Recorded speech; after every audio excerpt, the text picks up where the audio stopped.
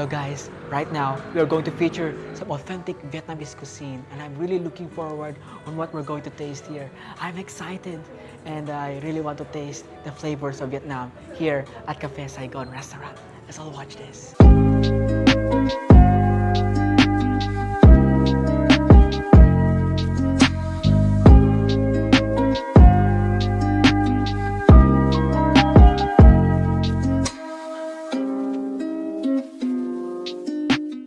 So moving on guys, right now we are with our guest and right now we're going to taste the cuisine of Vietnam. Wow, are you excited?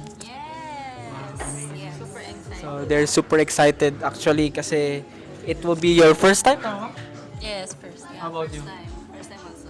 Oh, you see? First time for them to taste this kind of cuisine. Okay, so right now we are going to ask first our guest for today. First, yes, let's ask Ate Rose. Okay, Ate Rose, what type of food is considered delicious to you? I like spicy food, but in general, I like food that have good balance of flavors, tsaka walang weird na textures. Yun, masarap yun sa akin. Wow, spicy kind of food. Wow, I don't think this is spicy. The joke. Okay, and next, if we say Vietnamese cuisine, what comes to your mind? Initially, I think, I thought about noodles, ganun. Noodles siguro, tsaka vegetables, ganun. Vegetarian foods. Ayun. Wow, that was nice kasi it is really true. If Vietnamese cuisine mostly noodles or vegetarian meals since Vietnam is one of the agricultural country also. Okay, so anyways, we're going to taste four cuisines right now. So, yes, I think, are you excited, Ate? Yes, super, super excited. Gutom na. Ate is now hungry. So, we're going to taste four different dishes right now. So, first, we're going to taste the pho. Pho is the most popular and famous Vietnamese cuisine. So, pho, the all-time favorite Vietnamese beef soup noodles served with side dish of sprout and basil leaves. Wow, as you can see right now, yeah, it has basil leaves. Yeah, they were amazing. Okay, and then after that one, we're going to taste the CaPheSaigon crispy noodles. So as you can see, these crispy noodles. So these crispy noodles, this house specialty crispy noodles served with a side of green and special peanut sauce and your choice of toppings. So there's a peanut sauce here, and then we had the fresh rolls. So in Vietnam, it's called Goi Con. I don't know if I pronounce it right because it's a classic summer roll, rice noodles with lettuce, mint leaves. Wow, mint leaves. Lean pork and shrimp all rolled up and served with special peanut sauce. Okay, and last but not least is the Bún Chả Gyo. Wow, Bún Chả Gyo is a Vietnamese dry noodles with fresh crisp lettuce accompanied by Vietnamese fried rolls, then topped with roasted peanuts, served with a side of special Vietnamese fish sauce.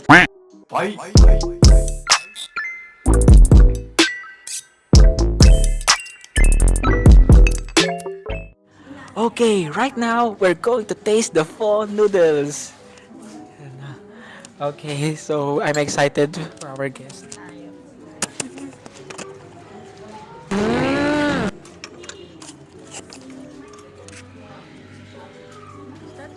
Beef ba to? Yeah, I think. Dati isot mo. Tapos taste mo din reaction. Ulit? Okay, kain lang. Just naturally eat. Ganun pala yung lasa. Parang no? It's very, parang umami kaysa sa like strong taste like the Korean ramen. Oh, It's more like herbal like yung taste. herbal taste. You can taste the meat. Parang beefy na lasa. Alam mo yun sa Philippines, like when we boil bones ng beef, di ba? Wow. I feel so excited to eat also. Sarap. Wow, sarap. I'll order this again next time. This is the highlight of Vietnamese cuisine, pho. The most famous number one. If you will search in the Google. I see why. It's very good.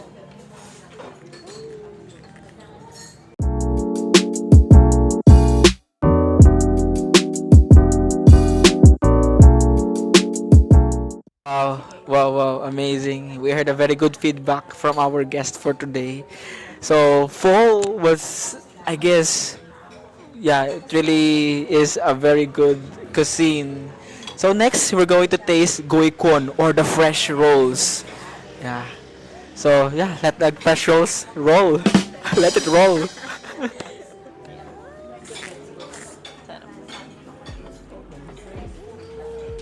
Same lang to, no? Yeah, I think. Oh, peanut sauce, right?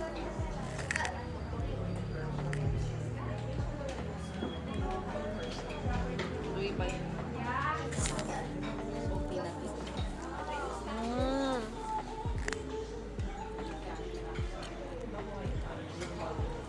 It goes well with the sauce. Kasi it's a bit bland on its own. But with the sauce, perfect. I like peanut sauce. Oh, peanut pala yun.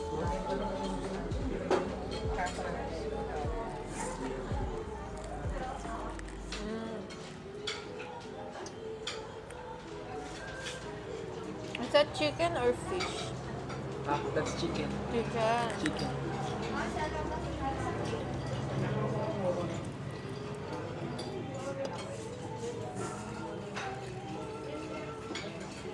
How was it, Anna? Good. So, Speechless. So healthy. So healthy. Yeah. yeah, like if you're in a diet, this is something nice to eat. Also, you have carbs with the noodles and then vegetables, syempre, tsaka you have protein. All in one. It's like a full meal on its own. Sarap. Akala ko favorite ko yung pho, but parang like I wanna try making it at home. If I had cooking skills. Charot. Doable.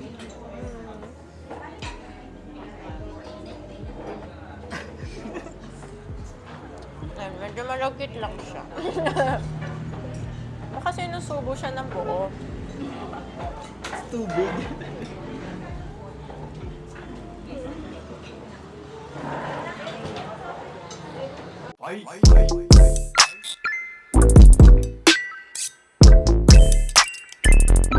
Alright, so right now we are going to taste the bun cha gyo.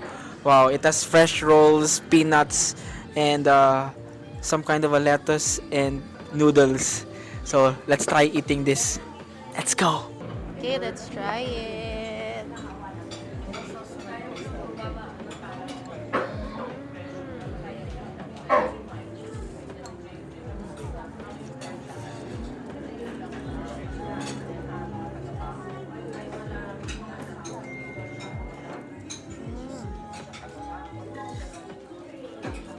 I thought it would be salty. So good, yeah. It was good. Yeah, it's sweet. The sauce is sweet. And then kind of like sweet there in general, but like we thought it was going to be salty. Right? It's good. The noodles remind me of the Japanese somen. Also dried noodles, right? Served cold. Somehow like this one. Yeah. Although the sauce is different.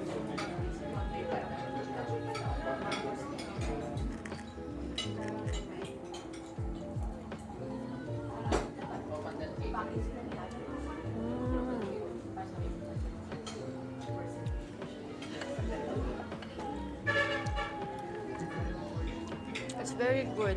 These dried rolls. They're very good and they go well with the noodles. And the sauce, somehow on its own, the dried rolls, they already have their own flavor. But when you put the sauce, it tastes better. Yeah. So far, this is my favorite.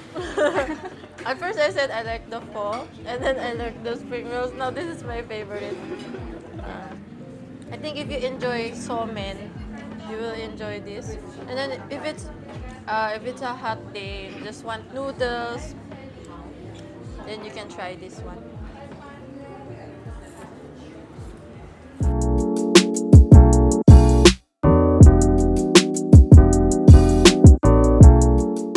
Okay, so it was so funny because their favorite dish change every time they taste a food. So we still have last one. So this is the highlight dish of this restaurant, the CaPheSaigon crispy noodles. Wow, so it looks so crispy, right?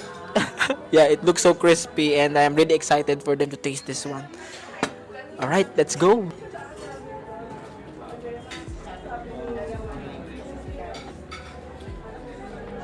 Sweet? Because of the peanut sauce, it's definitely sweet. Let's try it with the noodles. How do we eat it? I wonder how they eat this because like it goes together. It clumps together.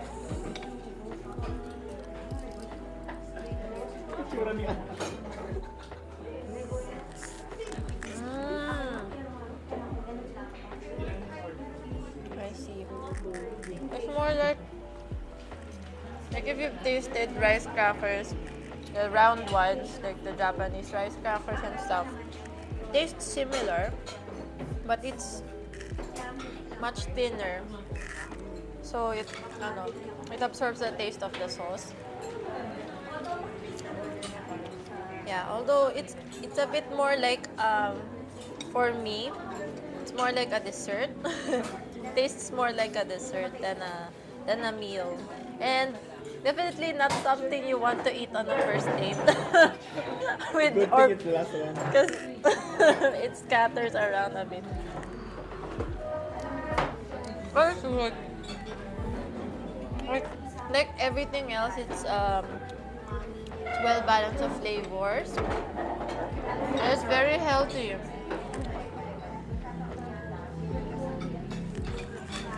Mm. And the good thing about this is like for most of the dishes you have the sauce served separately, so you can, like in Tagalog we call tencha, how much you want, how much sauce you want. If you like to be super flavorful, ganyan, so you add more. If you want less like me, just enough, like that. You can do that too. Okay, right now, our guest at the roast is going to scale the food 1 to 10. So 1 being the lowest and 10 being the highest. So let's hear it from her.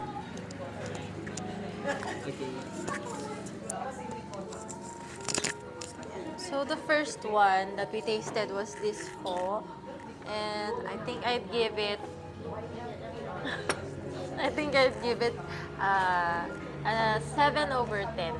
Wow. Yeah, it's definitely very tasty, but like I don't think it's everyone's cup of tea. Especially there's a delicate balance na kailangan ma-achieve for the soup, and then it has a kind of a soapy aftertaste. That's why kaya siya naging 7. But overall, it's very tasty. And then this is the second one we tried, the spring rolls. I'd give it a 9 out of 10. Wow, It's definitely high in my list because I really like how the texture goes well together and with the sauce. Like that. And okay, so our third dish was the noodles without the soup.